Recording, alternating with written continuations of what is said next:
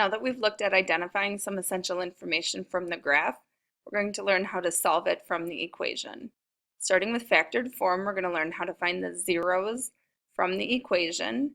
Zeros are also known as x-intercepts, or where the graph crosses the x-axis.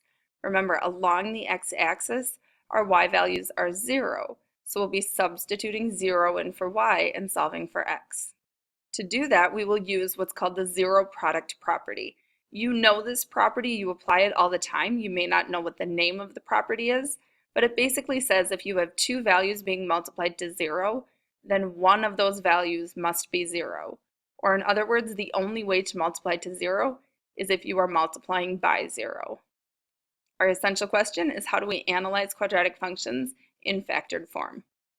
So as I said while we were going over the vocab, to find the zeros of the function, we replace y with 0. It's where the graph crosses the x-axis, and y is always 0 when you're crossing the x-axis. Now notice that we have two quantities being multiplied together to equal 0. This is our zero product property. We will set the first quantity equal to 0, or the second quantity might be equal to 0.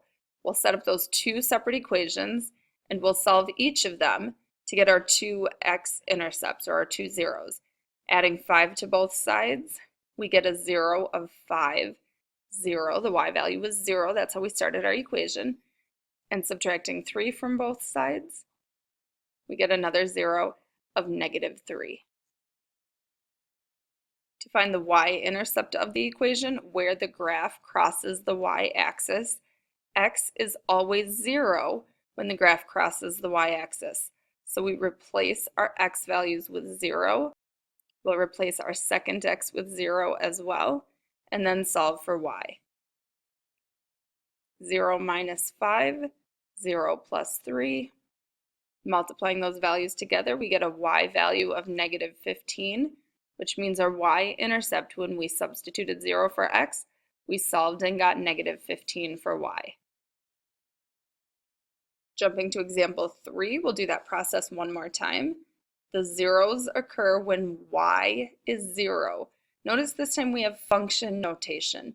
The f of x simply replaces the y in our equation, so we'll still replace that function notation with 0.